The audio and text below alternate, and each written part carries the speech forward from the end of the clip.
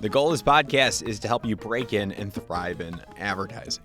We do that every week by sharing the stories and advice of those rocking it on the other side. This week, we have Toby Barlow. Toby Barlow is the co-founder and chief creative officer of Detroit-based creative agency Lafayette American. That's Lafayette American. Go Google them right now.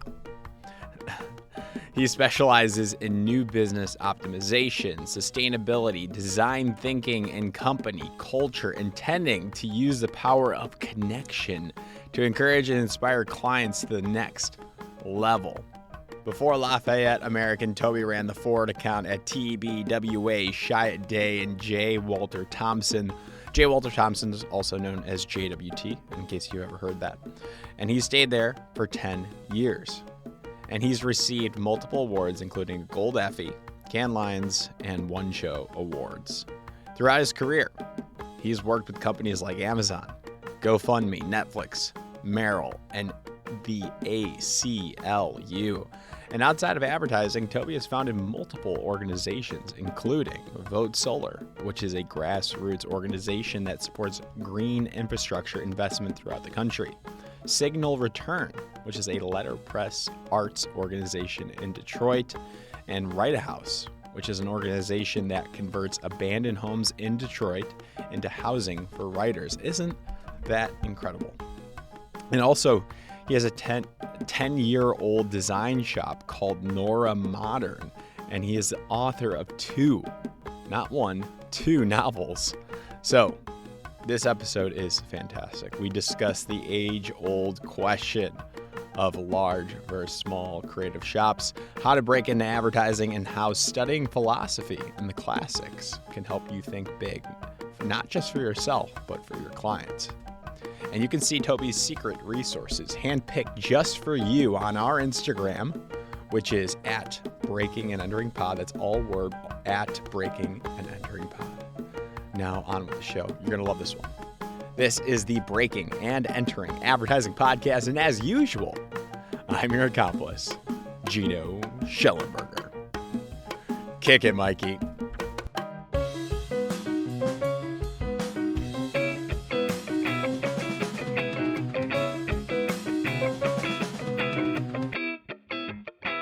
All right, ladies and gentlemen, we have Toby Barlow. Toby, welcome to the Breaking and Entering Advertising Podcast. How the heck are you doing? I mean, come on, it can't get much better than where you're at right now.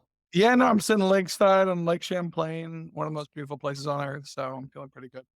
Where is this, a cabin? Is this where you go to write or to get away, to escape? Is this your walled-in pond? What am I looking at? I like how it sounded. You sound like not Walden, not like Thoreau Pond. It would sound like walled-in pond, like, we built a wall around a pond. Mhm.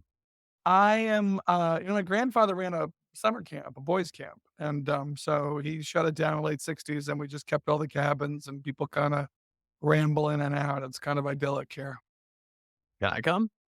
Yeah, Cooper, our strategist on the show, he has the same thing in Colorado. His family has like Colvig Farms. So shout out to him, and that's like still running. And yeah. I'm like, that's the coolest thing in the world. It's in Durango, and where's yours at right now? It's just south of Burlington, Vermont. It's just south. It's a really lovely place. But yeah, we got a cabin for you. If any of your listeners or want to stop by, just let me know. Yeah, we'll definitely connect on that. But it truly does look amazing. So plug here. Go to our Instagram. We'll have probably some social clips. You just got to check it out. Give the people a spin around here if you Okay. don't mind. Yeah, no, it's Yeah, quite lovely. That's the lake out there. And great. yeah, Maybe if you have photos too, we'll put it on the social. I'll So you have definitely send some your way. Yeah. But so why do you go there? I mean, I want to get into who you are, your agency, and advertising and all that. But like, just real quick, I'm curious. Like, what's the Yeah, purpose for you? I'm a big believer in forest bathing, that idea Hmm. that you walk through the woods and kind of get renewed and get regrounded. And You go barefoot. I don't. They say that works, right? I guess that's a theory. I caught myself wearing Birkenstocks today. That was kind of, as Hmm. close to being barefoot as I can be, but, Yeah, it's a good yeah, brand. it is a great brand. But I ever since COVID, and we discovered, that we could all stay connected through Zoom. I discovered that I could actually stay close with my team from here. So I come out here for a few months every summer, and it hasn't blown them by face yet. So Team gatherings, I guess, would be kind of fun too. I mean, we have had maybe the some senior leadership team meetings. yeah, we've had when we were very small, we had the whole agency come to camp here, which was kind of fun, and then we've had groups since then. So yeah, it's a good it's pretty easy to get to. You can fly into Burlington and get here, so it's nice. I love it. Amazing. Um, yeah, probably just good to reset and get a change of pace. Because where do you currently work? Because you are the co-founder of Lafayette American. Yeah, Lafayette American is in a neighborhood called Core City in the city of Detroit. We're about 5 years old, and yeah, Detroit's a fantastic city. I mean, I absolutely adore it, but it's So good to have change. so usually you're in Detroit. Is that where your house is at, where you live full time? Yeah, I live in downtown Detroit. I got I don't know if there are any architecture buffs out there, but I moved from Brooklyn where in my neighborhood, a house went for like, a brownstone goes for about 5 million. And I moved to a neighborhood where you can get a Mies van der Rohe. When I moved there, you could get it one for $100,000. So, Wow. it was, I mean, that's the beauty about Detroit. It's like a great affordable city with lots of kind of young, interesting people in it because they like it because they can afford it, you know? Hmm. So, and it's fun. I mean, it's a good music town. It's a good food town. So people enjoy it. Yeah, and I mean, it used to be in like the automotive mecca, correct? And it It still is. might be. Yeah, it's still the automotive mecca, but, automotive, back in the day brought a lot of other things with it, a lot of culture, a lot of design. I mean, Alexander Girard was there, Charles and Ray Eames were there, Eric Saarinen taught there. I mean, you had, like, really great creative thinking, that I've really kind of enjoyed getting to, like, digging in and getting to understand. So the culture and the history of Detroit, I mean, Detroit was kind of like I like to say there were 2 lungs of America, in the 20th century. People came in to this country through Brooklyn, or they came in through Detroit. So Yeah. anywhere you go and, you run into people, you like and there was a diaspora, right? So everybody left Detroit, went all over the country, and so you find these connections to Detroit and these Detroit threads that you can kind of pull and discover all this history and all this kind of really interesting stuff. So it's become a passion of mine. I mean, I literally thought I was gonna be there for about, I don't know, maybe 2 years, and I've been there for about 15. There you go. And it's it home to a lot of great agencies as well. A lot of those were car clients. Because of that, I don't know what the current, like, state of the ad industry agency-wise, it looks like, but we're not here to talk about the other agencies. We're here to talk about Lafayette American I and mean your role there. So, give us a high-level overview. I'm reading your LinkedIn here. It says you're the CCO and the CEO of Lafayette American, which is a brand strategy, design, and marketing shop. yeah, yeah, so I was previously, doing, Ford. I was the creative lead globally for WPP on the Ford account, and it was interesting. I loved it. I loved the challenges. I loved the people, but, it got to be kind of an HR job to a great degree and not really a creative job. So when I left, I like kind of looked around and I thought about what advertising has become, because it's obviously changed radically in the past 20 years. And I started pulling together a team that I kind of thought would best meet the times, So, my co-founder, my chief innovation officer was a guy named Ben Bader, and he'd founded a site called Text from Last Night, which is a humor site. Text from last night. Got Yeah, it. it's worth checking out. Okay. Basically, it was inspired by all the drunken texts you get from 2 a.m. from your Oh, yeah. friends. They were Oh, best yeah. next day. And I just really liked the way he approached technology and, media platforms and, brought in also a key design, member from Shinola, and made her our head of design. She'd been one of the founders of Shinola, founding team rather. Um, and I really liked, I mean, that was, one of the great American luxury brands, one of the few American luxury brands that's been launched in the past 20 years.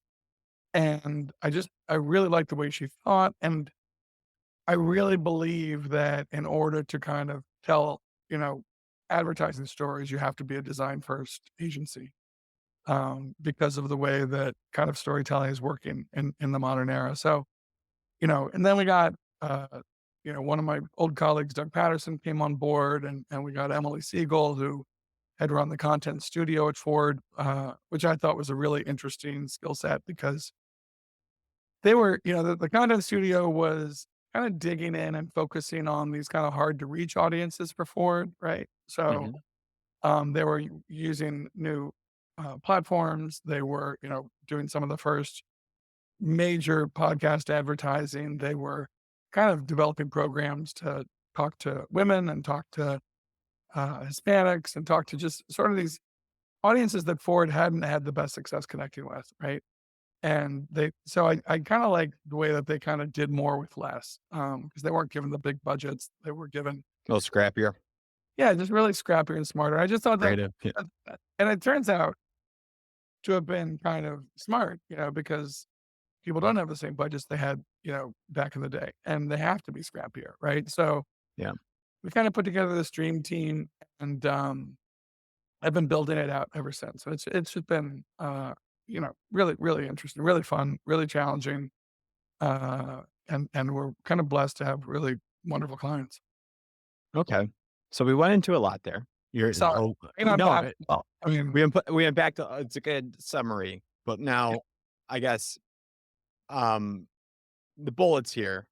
You worked large WPP holding company. Your top level there. yeah, You made it to the top as a chief creative officer. What was that role again? yeah. I was chief creative officer on Ford. For Ford. Gotcha. And you were doing that. How long were you a part of the WPP system? I mean, I had a job with JWT in New York, and Mhm. my boss at the time would say to me, "Let's go to a meeting in San Francisco." Yep. And we'd be in the meeting in San Francisco, and he would say to the client, "Toby's going to stay here for as long as it takes to solve this problem." Yeah. And I'd be like, "Whoa, okay." So I'd end up staying like a year there, year and a Oh, half, and then I'd go back to New York, and then he'd say, "Let's go to a meeting in Chicago." I'd be in a meeting in Chicago, and he'd be like, "Toby's gonna stay here as long as it takes to solve this problem." So I'd end up, like, living at the Four Seasons for 8 months, working on, like, one, hey, to me, yeah. that sounds amazing as a 25-year-old, It like, was, no responsibilities, like, yeah. that sounds, like, amazing, If but you if you like pos isolation, I mean, I ended up starting to write I wrote a novel in one of those hotel rooms, and then he said, "Let's go to a meeting in Detroit." Uh, and I was like, "I don't wanna I know what you do. You leave me there." He's like, "No, no, go on." Um And, so I was there. I mean, I started working for JWT and WPP in about 2001, 2002. gotcha, gotcha, Uh, yeah. and then you worked your way up that large holding company model, Yes. and you did really well, and I wanna get into the advice that you have for that as well, but at what was the point where you're like, "Okay, I'm done with this. I can't do this anymore," or I I mean, wanna develop that dream team? yeah, I mean, I think it was just, it was about, again, about 5, 6 years ago, it was, time to do something new, and, I think that it's kind of interesting to decide to go into advertising these days because back in the day, it was like, I'm gonna make TV commercials or I'm gonna make print ads that are gonna be, brilliant, and I'm gonna make, radio commercials. And now there's just an infinite spread of what Yeah. you're gonna be playing with, right? Um, and what I was actually I never intended to go into advertising. I just sort of fell into this business and at a time when you still could. But I was a philosophy major, and what I found was it hurt the same parts of my brain, that philosophy did, right? Because when you study philosophy, you're studying like man's relationship to society, man's relationship to religion, man's relationship to government, and then you go into advertising and you get your brief and you're suddenly like thinking about, a woman's relationship to wine, a man's relationship to razor blades, a family's relationship to vacations, right? It's like literally the same things. And I love that kind of upstream thinking, and I found it really challenging, and, um, I think that really one of the things that helped me succeed was thinking about it in those kind of fundamental ways, thinking about it in those key strategic ways, and then just seeing where it led, right? And just seeing where it tumbled. Um, so that, that's sort of how I I did well, if you will, right? Was by thinking intuitively about what are the most basic parts of this problem, right? And I think that's interesting studying philosophy. And where'd you go undergrad? I went to a little tiny school that I kind of highly recommend called St. John's College, which is in Annapolis and in Santa Fe, and it's the Great Books program. University of Chicago has a similar thing, but everybody studies the same thing, and you're reading all original texts. And I wanted to be a writer, so it was called the Great Books program. So I went to it, and I didn't realize that it was going to be very little fiction. It was going to be mostly. What books? I've been messing around with a little bit of philosophy and trying. I find it really interesting in my free time. What like of those classics would you recommend to get the basics? I mean, it really depends how you want to approach the world. I mean, I think, I'm a big fan of, Stoicism and Epictetus. I really think that, I mean, he certainly takes it to a pretty infinite degree, but um, He was like the OG, like the original, he's the right? original Stoic. And Yeah. then Marcus took it Yeah. Marcus over, Aurelius. made Yeah. it his. He made it cool. Yeah. If the emperor's into it, it must be good. Um, But I like Socrates. I think Aristotle. I think reading Aristotle is always a good idea because I think that it is, and especially reading the Poetics. The Poetics is a really fun book just Okay. because, again, if you ever wanna if you really wanna wonder why you care about art or, wonder why you care about drama or what's the human condition that makes that work, it's a good place to start, right? What was that called? The Poetics? The Poetics by I Aristotle, Is there yeah. a translation that you recommend? I reread old translations, so I don't really know if there's a Yeah, new one that's any good, but it's fun. What you should do is read Oedipus Rex and then read the Poetics, just in that because order. yeah, because he talks about that play, Okay. um, it's, but it's universal. I mean, if you read Shakespeare, the rules of Oedipus and Rex apply to Shakespeare, and those ideas of tragedy work. So you studied, like, this great books program at St. John's, you said? Yeah, St. John's College. And that was, like, that was the program that you went through? Yeah, yeah, and, Jealous, I wanna do that. That sounds yeah, awesome. no, it's really I mean, frankly, it's a lot of math, and it's a lot of science too, Yeah. so it's kind of a wild program, if I hadn't been such a stoner in high school, I probably would have read the brochure a little bit more carefully, but Well, that's probably what you were probably thinking big in high school. yeah, yeah, I was thinking back. But I think that I do think that it really armed me well to think about advertising, and, you don't have to study the great books, but I do think that you wanna be thinking I think clients, they wanna know you're thinking broadly first, right? They wanna know that you're not just gonna try to make a great ad, but you're actually gonna think about all their problems and, identify what are the key ones and, Yeah. really lean in a little bit philosophically, Well, yeah, they're paying you to be a neutral third party that will examine their brand and think large and question the purpose of the brand and how it interacts with the world. And Yeah, it because I get so ingrained with the breaking and entering brand, right? And I think I know it all, and then I get lost in it, and it's my own. I've been talking about it for so long. I think I know it really well. I would love for someone to come in and talk with me and consult, but then actually execute on a good campaign that does align with what I first established and that original architecture. And sometimes I get lost. right.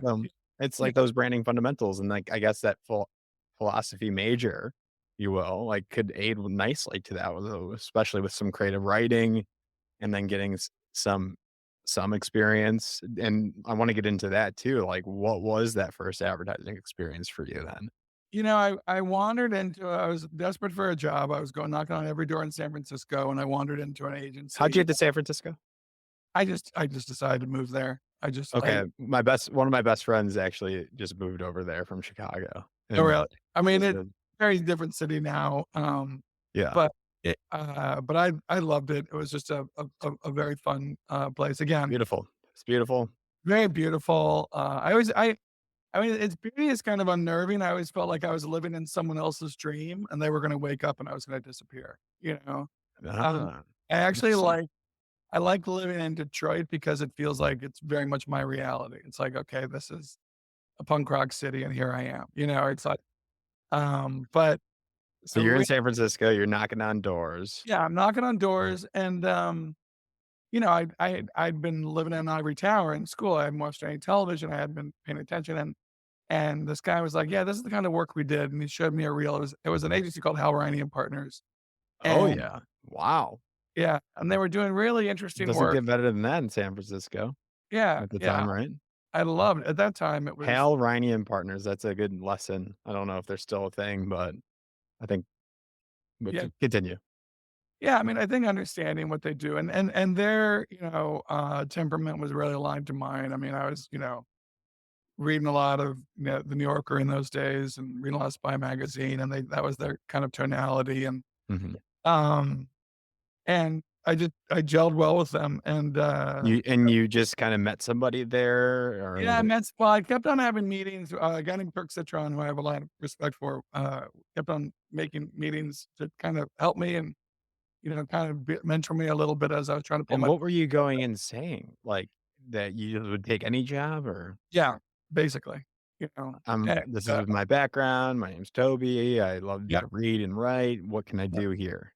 yeah, and, he kept on being late for meetings, and finally he felt guilty about missing meetings, and he's like, "Why don't we just hire you as a junior copywriter?" And there weren't I mean, Sure. there weren't a lot of portfolio schools at that point, right? I mean, Right. Yeah.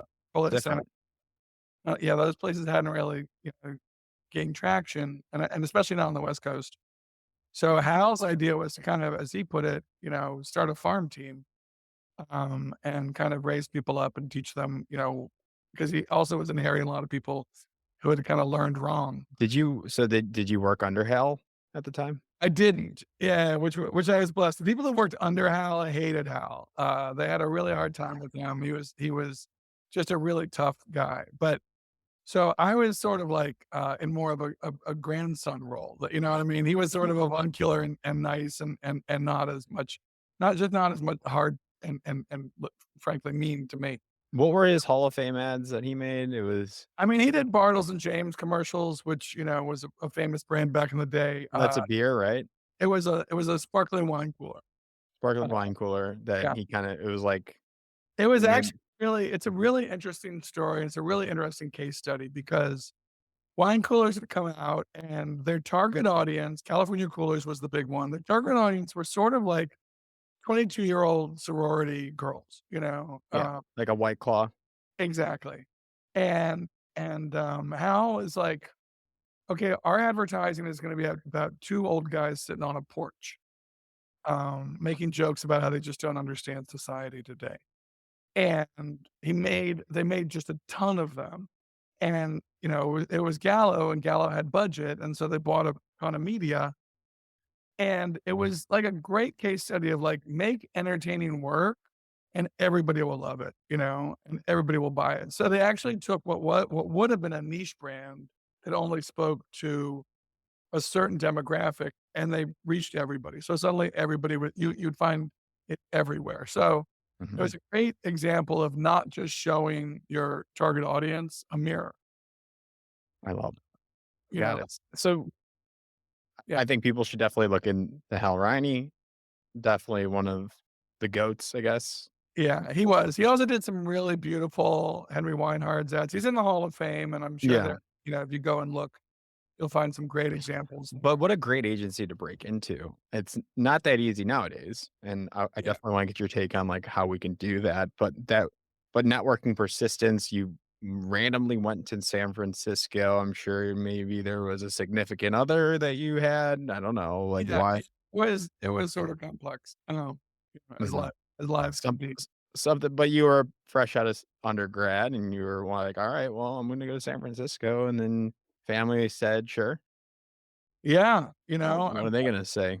yeah, and I was like, "Do you know anybody? Can you introduce me to anybody?" And people just sort of, again, just like 1 degree of separation and knock on every Mhm. door. I literally went from not having any job for 4 months, and kind of literally sleeping on people's couches to having, 4 job offers in 3 days. And it was a range of Mhm. industries from working in publishing, for magazines and working for environmentalists, and working for another advertising agency, and then this Yeah. agency.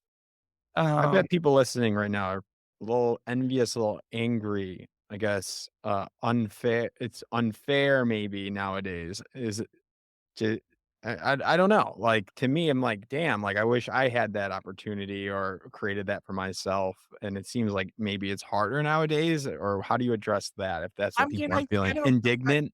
yeah, I mean, when I was born, there were 3,000,000,000 or 3.8 billion people in the world, and today there are 8 billion people in the world, right?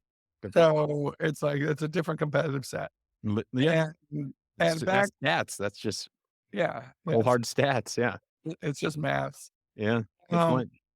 I mean, it was a smaller world. I But think you I'll moved out there, and, I don't know, you tapped and you were persistent, so I give you that, and you I was very obnoxious. I mean, frankly, right? I was well, very you have to be yeah, I sometimes. just showed up and I wrote a lot. I mean, I still like I'm still a correspondent. I write like, 5 postcards to people a week, right? I mean, I'm like still trying to I think that people get very isolated and I don't think entitled is the right word, but I don't think that you should expect anything, right? There are 2 things. One of my biggest mantras is that nobody cares, right? Nobody cares, right? If you're working, in advertising, if you're working for a brand, your first assumption needs to be that nobody out there in the world cares. If you're working on an environmental issue or a social issue, nobody cares, right? So, Right. if you're trying to get a job, you need to recognize that nobody cares. Yep. And your job always is, your mission always is to make people in some way, shape, or form care, right? I mean, the best new job story I've ever heard that I know of was Jelly Helm. And Jelly Helm was fresh out of school and he wanted a job at Wieden Kennedy. And he sent them a little box and it said, the top of it said, I heard you're looking for a copywriter, for around $28,000. And it opened it up and Jelly Helm had written a check to Wieden Kennedy for $28,000. Right. And it was just super charming, really funny, won awards, got him a job at Wieden Kennedy. It was just, Mhm. it was a great concept. Um, he went on to have a great career there. So I think that it's like, that's what you kind of want to do is just think about ways that you can show up and it's the fundamental truth of surprise and delight people, right?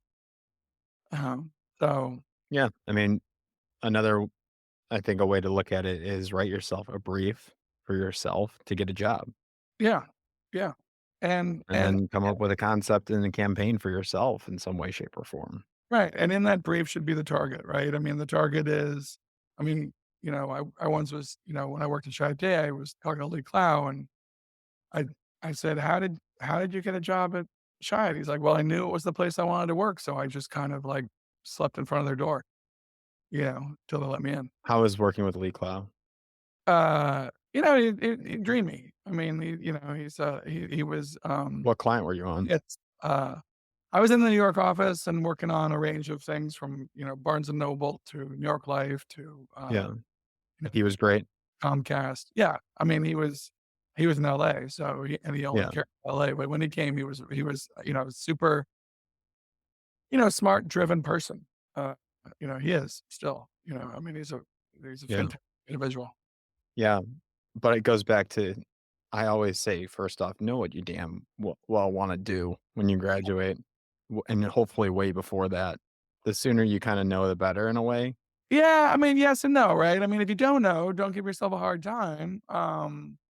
But if you do know, but if you have an inkling, pull that, Mhm. chase that idea down, Yeah, get some focus, right? If you want to, right.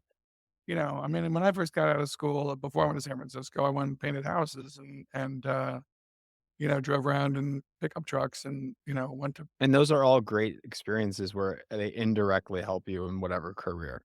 Yeah, yeah.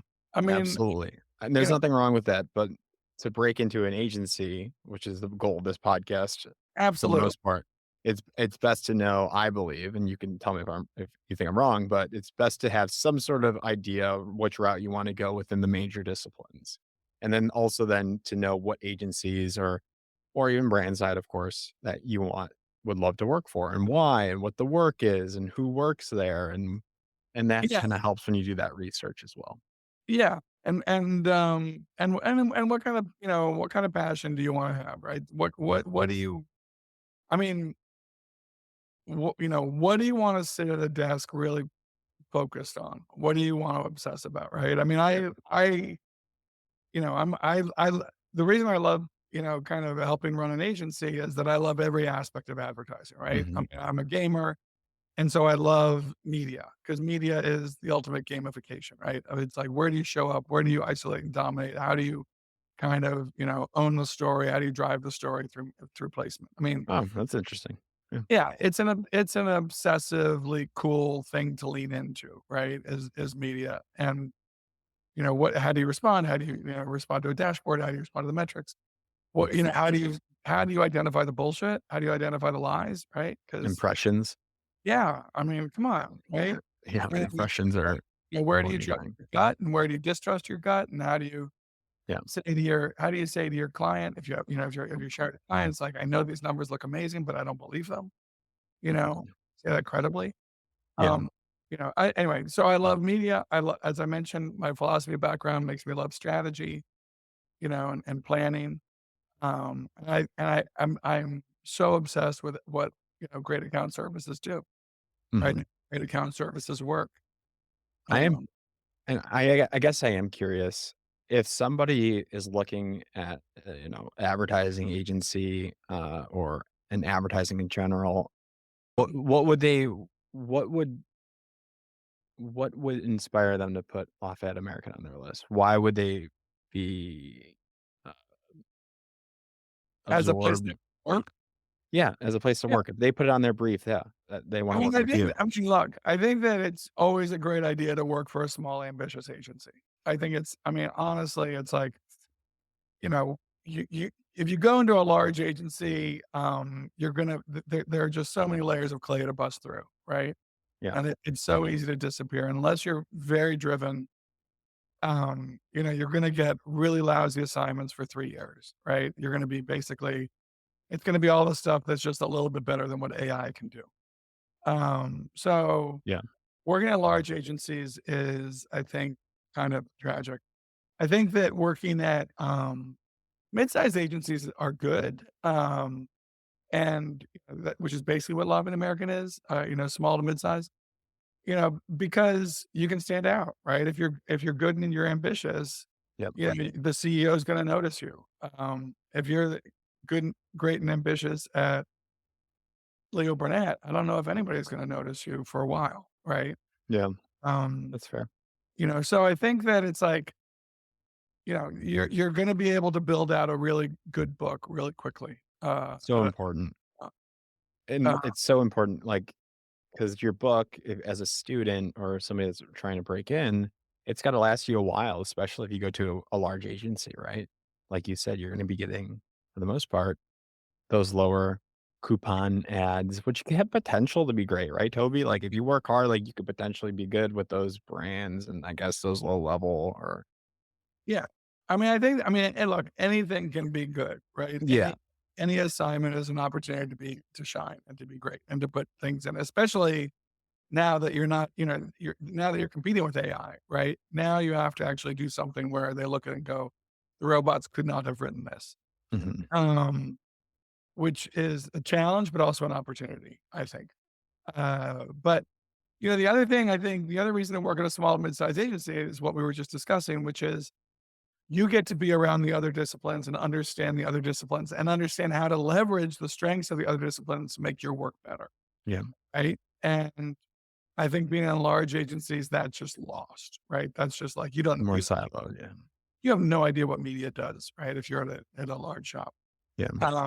Whereas if you're at a small shop, you sit down with the media guy and you're like, or gal, and you say, Mhm.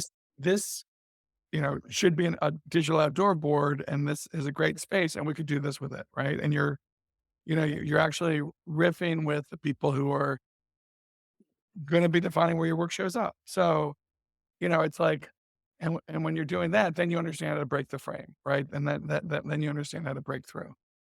Or you're talking to the account people, you're like, they're going to tell you they understand the problem with more nuance, and so they're going to actually give you the keys on how to come up with a creative solution that's going to actually sell, right?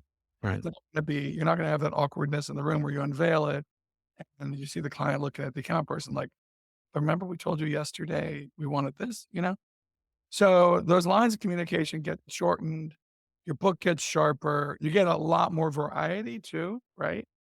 Um, because you're working with, if you're working at a big shop, you're gonna get like, if you're working on Bud Light and you're a junior, you're gonna get just a ton of Bud Light ads. And it's like, that's only gonna take you to one place, right?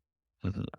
So, you work with us, you're gonna be getting, DCFC software ads, you're gonna be getting Owens Corning B2B ads, you're gonna be getting, Merrill shoe ads. I mean, you like the range of work that you can then Mhm. go and take and target that other shop, right, is gonna Yeah. be, much better. And they get to work with you.